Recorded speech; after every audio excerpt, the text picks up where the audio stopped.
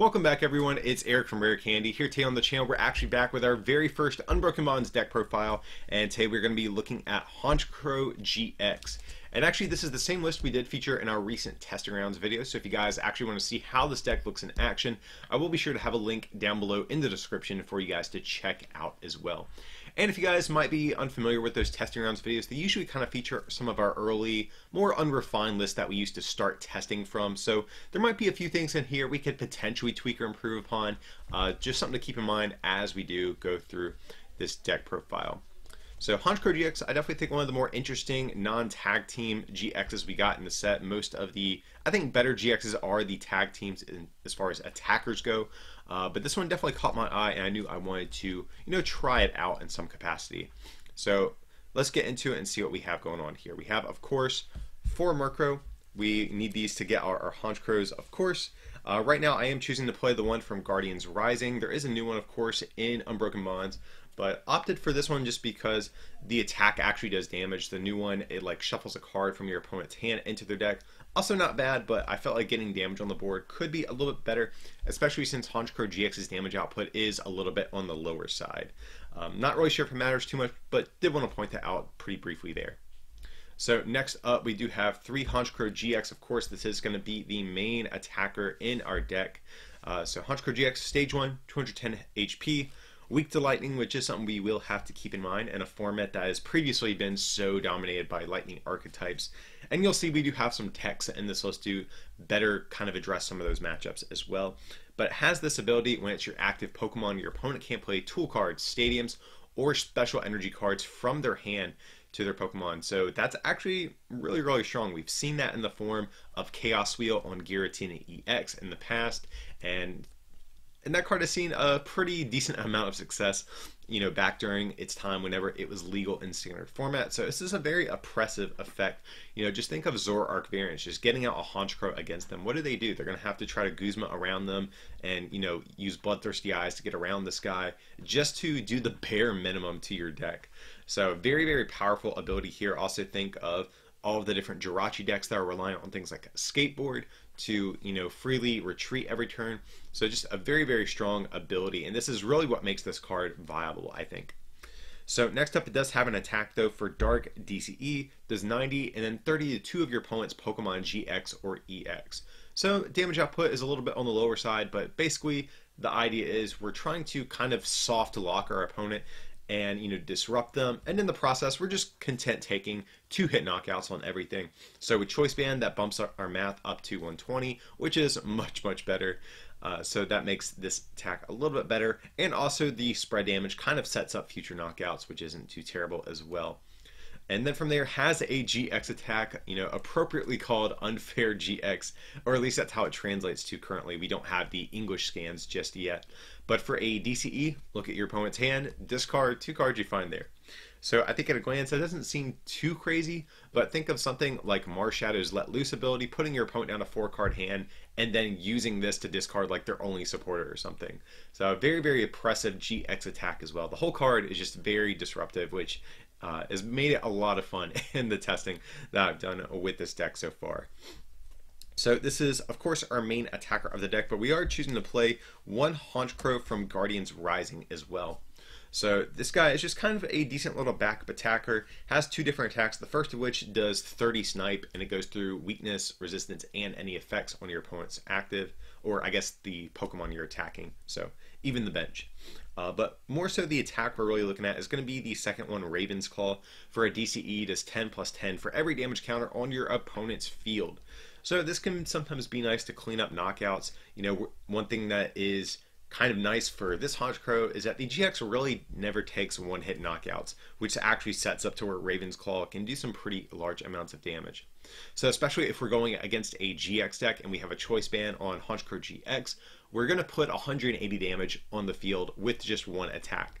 So this Honchkrow being able to come in and clean up after something like that can be pretty nice sometimes. But like I said, mainly just to have as a little backup attacker if needed.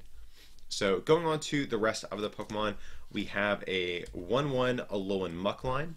So Alolan Muck is going to be here to lock our opponent's basic abilities. That particular is going to be really good just because think of all the different lightning decks. They are very ability reliant on their basics, so things like Jirachi, also Sciarratta GX, Tapu Koko GX. This is mainly going to be a tech to better deal with those types of decks.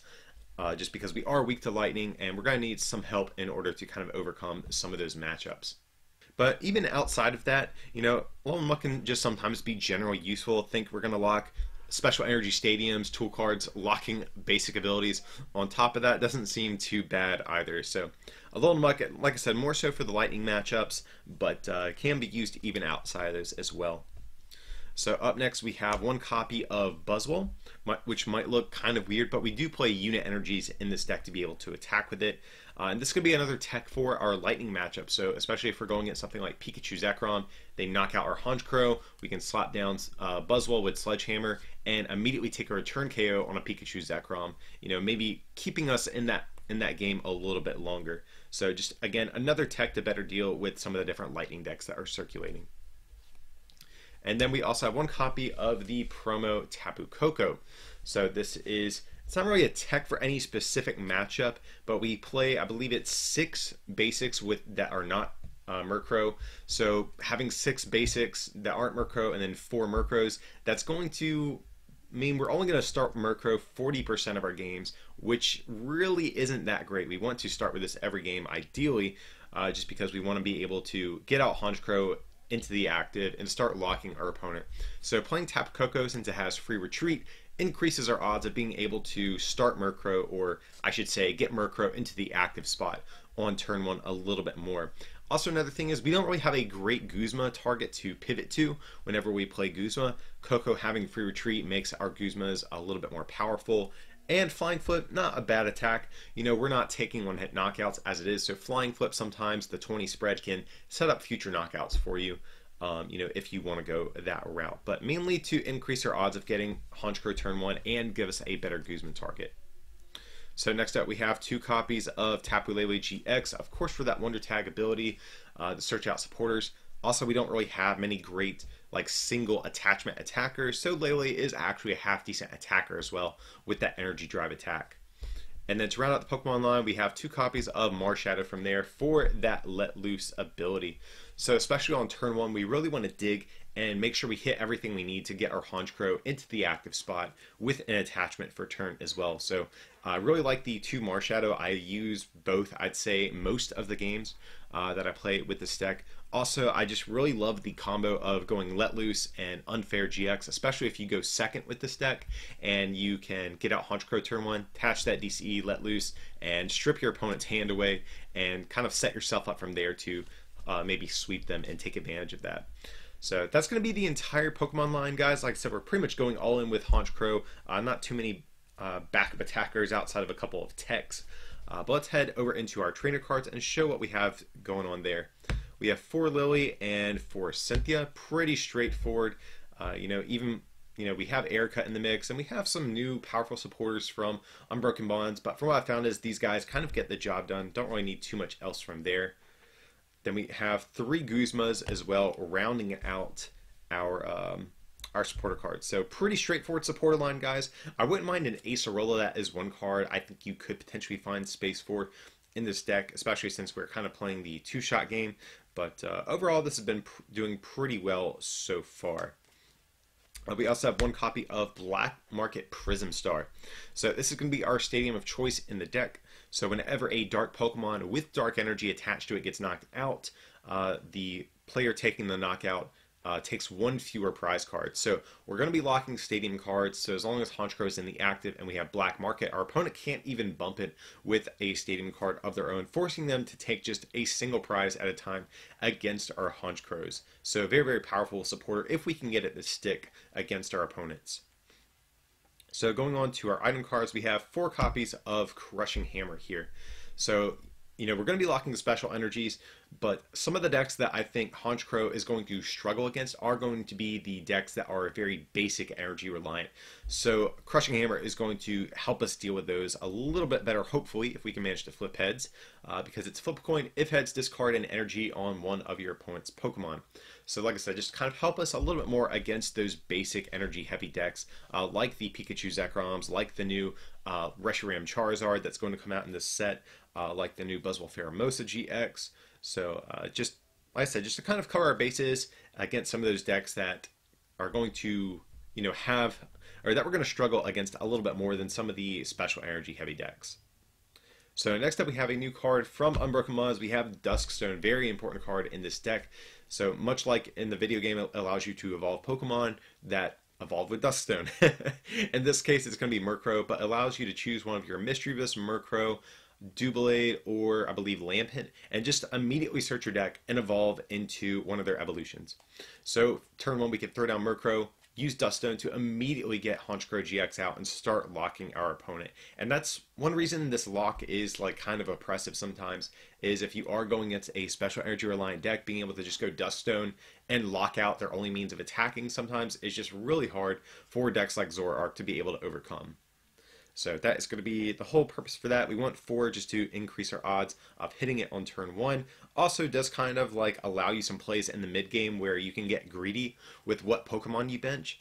Like if you can do plays where you have just a lone Honchkrow GX and then commit like extra tech Pokemon to your bench or extra Lele's or Marshadows, just because at some point, even if your Honchkrow gets knocked out, you can just go Murkrow Dusk Stone right back into another one potentially. So going on from there, we have 4 copies of Ultra Ball, of course just to search our Pokemon out of our deck. Of course, likewise, we have 3 copies of Nest Ball here. We don't play Elm or anything like that, so we are, of course, playing like the Lily Nest Ball engine here to get our basics out a little bit quicker. We have 1 copy of Rescue Stretcher. This is going to be our recovery option in the deck. Nothing too special, just get a Pokemon back into our hand or 3 into our deck. We have 3 copies of Choice Band. So we have a kind of admittedly mediocre damage output with this thing. So Choice Band is going to be very important at actually doing a relevant amount of damage to some of the GX Pokemon in the format, especially the different tag teams that we have as well. Then from there we have 1 Field Blower. This is going to be kind of our other counter stadium in the deck, but I opted for a blower as opposed to something like Devoured Field or something like that. Just because we can get rid of tool cards, especially if we go second and our opponent is able to get down some tools, especially like on Jirachis and things like that. We still have an out to removing those from play, after we've established the lock too. And then from there, we just have 2 copies of Switch to round out our item cards. Most importantly for on turn 1, if we aren't fortunate enough to start with Murkrow, we can still have an out to, getting into the active with a Honchkrow at some point as well. So that's going to be our item cards and actually all the trainer cards, guys. Going on to our energies, we have 4 double colorless energy, of course, because Honchkrow attacks for DCE. Likewise, Tapu Koko, Tapu Lele, etc. We have 3 copies of Unit Energy. So this is going to be, of course, to be able to attack with the Baby Buzzwole. Even though we don't need all 3, we probably are only going to attack with Buzzwole probably just once. We want around 3 to 4 just because we want to be able to draw them whenever we need to. But I did want to play 4 just because it does make us susceptible to things like Enhanced Hammer, Kartana GX, etc., etc. But 3 kind of felt like a sweet spot for the deck. And then from there, just 3 basic dark energies to round out the energy count from there. If you guys don't want to play the Baby Buzzwole, feel free to cut the unit energies entirely if you want and just play basic darks. But since we are playing the Buzzwole, we definitely want to go for the split here. But yeah, guys, that is going to be our first attempt at a Honchkrow GX deck. Like I said, definitely, I think one of the more interesting non-tag team Pokemon GX that we are getting in Unbroken Bonds. And it has been a lot of fun, but I definitely think there are a couple matchups this deck probably will struggle against. Like I said, the basic energy heavy GX decks like Reshiram Charizard, like Pikachu, Zekrom, etc. are going to be some of the deck's more difficult matchups. I don't know if there's any other techs you potentially need to run to better deal with those. But nevertheless, I definitely think the deck is pretty cool. Like I said, locking out things like Zorak is definitely going to be good. Having the hammers to maybe help deal with some of those basic energy heavy decks is going to be pretty nice as well. Overall, pretty fun deck. But definitely stay tuned, guys. We're definitely going to have a ton of Unbroken Bonds coverage on the channel over the next several weeks. So definitely keep your eyes peeled for the rest of the content that we will have uploaded. But as usual, feel free to like and subscribe and consider supporting this channel by becoming a patron over at patreon.com/rarecandytcg or by picking up some merch from our online store like the Decidui playmat you saw in this video. That would mean a lot to us. But as always, thanks for watching and we'll see you next time.